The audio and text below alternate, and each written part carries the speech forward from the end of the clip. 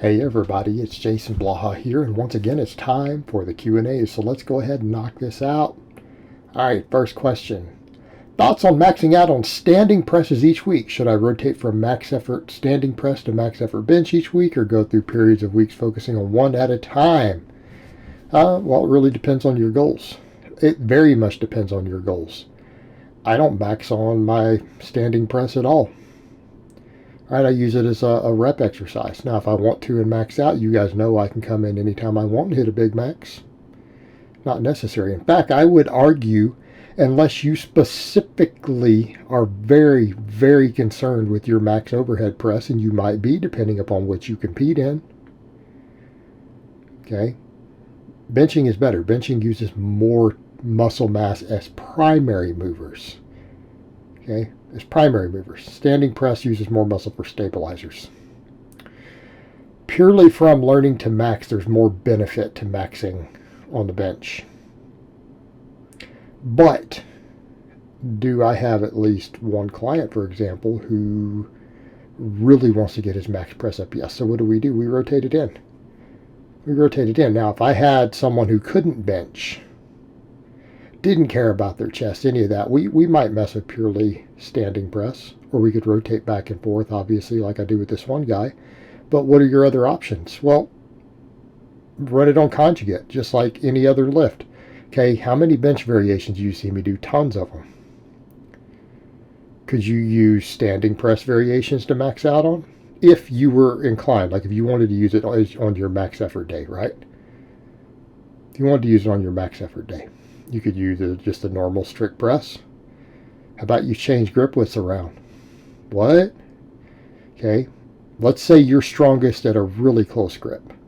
You could do a medium grip. You could do a wide grip, like all the way up almost to a snatch grip. That's 3 different presses you have. Okay. How about off pins? How about if we do a dead pin at the chin level with your strongest grip? Okay, well, that's a 4th. Well, what if you do it with the other grips? What if you take your 3 different grips, or 2, but you could try up to 3. What happens if you do those at that chin level? We now have 6 exercises. How about another one right at that eye level, just above? A lot of people sticking point. Do it up to 3 grips. Right? We have 9 max effort overhead presses. You could also do a push press. You could change bars. Okay, we're assuming we just have the Olympic bar. What if you have an axle bar? Axle bars are cheap. They're easy to get. How about an axle bar? Before people say fat grips, no, it doesn't change the bar path the same way. How about a football bar? How about a cambered bar, rackable cambered bar? We could do narrower grip pressing with that. We could change barbells. Throw chains over the different ones. We could come up with 50 different presses you could max on, if it became important enough to you to do so. And you could do something like closed grip pressing. Still hits the chest and everything is a supplemental lift for it. It could be done. It could be done. And I mean, if it became an ultra high priority for you for whatever reason, you could do it this way in the conjugate method and max every single week if you wanted. I would not, however, cut your chest pressing out.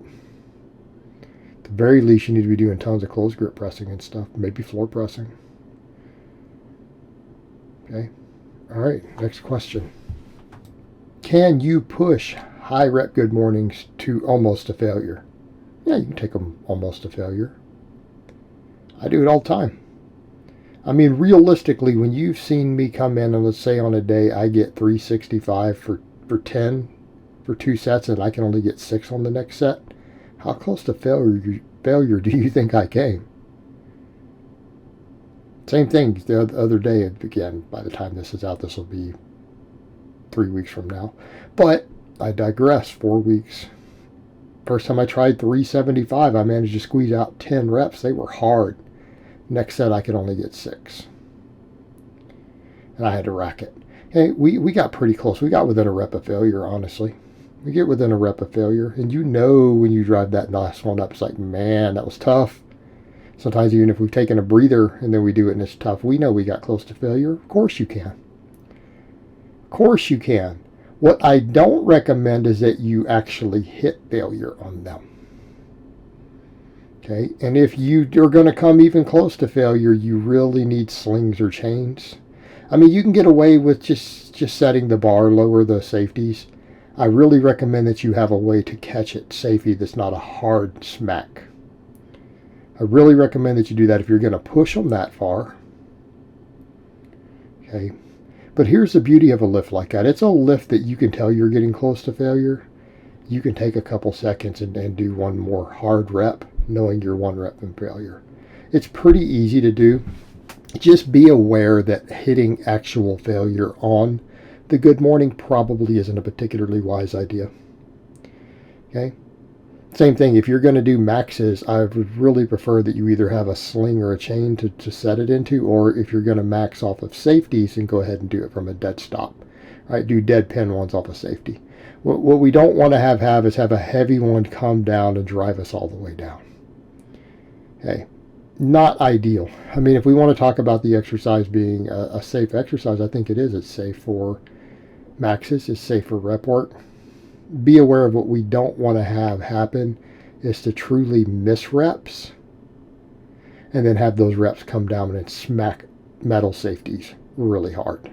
That's not ideal, and we certainly don't want to get pulled all the way over on a missed rep. Okay, so be aware of the limitations. It's a great exercise. It's a safe exercise even for maxing on. But you have to respect it, because you have to think about the position you're putting your back in. You have to treat it with respect. Not fear, but respect. I always tell guys, don't ever fear the weight. But there are certainly lifts that we do and numbers of pounds that we put on a bar that we better have respect for it. We better not disrespect it, because it can hurt us. Have respect for it, but don't be afraid of it. Okay, just be careful. All right, next question. Thoughts on heel elevated squats? I personally find them very beneficial. Why?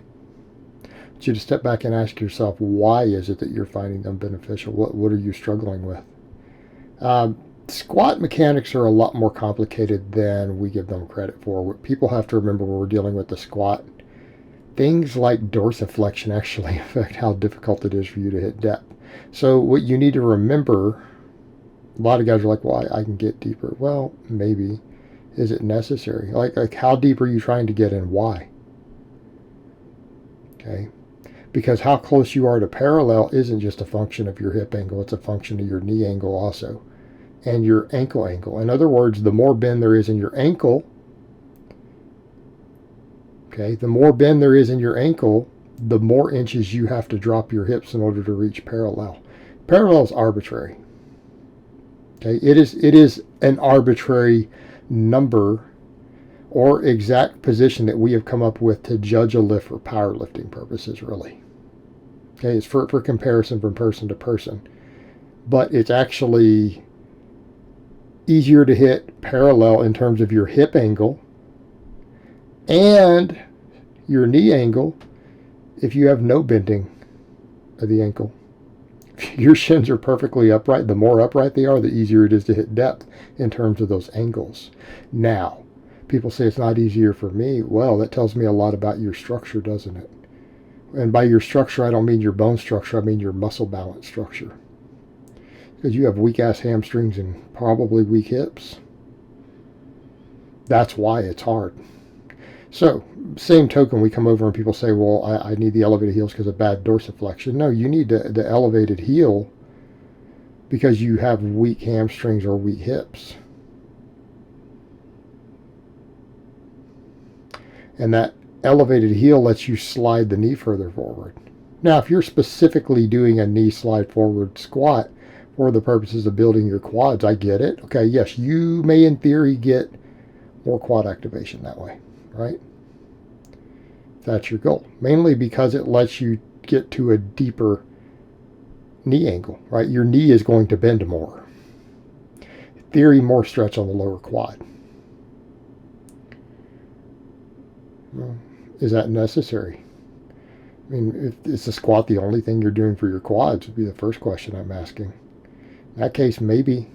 Sure as hell isn't the only thing I do for mine. I didn't get these jacked ass quads purely by back squatting. Hopefully you all realize that by now. So, the question I would ask is, what are you doing, and what type of squatting are you doing? Okay, if you're Olympic squatting, which again we cover in some of the Q&As, okay, that's different. But if you're power squatting, why do you need the elevated heel for that? Or are you doing this as a quad hypertrophy exercise, or is this how you're actually squatting to build everything and to lift heavy weight? I don't know. You didn't tell me what you're using them for. I wouldn't power squat with them. I don't think elevated heel's useful at all for that. You could argue that it's counterproductive. It comes down to the nature of the tool. What is it that you're trying to do with the tool? What is it you are specifically trying to get out of it? That's a question that has to be answered. And you need to think about when you ask questions like that. Also, guys, don't think these things through. Well, why are you squatting? What are you trying to achieve with your squat? Okay, I'm trying to lift the heaviest weight possible when I squat. That's my personal goal. Build a max squat. Might not be your goal. All right, guys, but that's really all I have to say on that today. I hope it's been informative, and I will talk to you guys next time.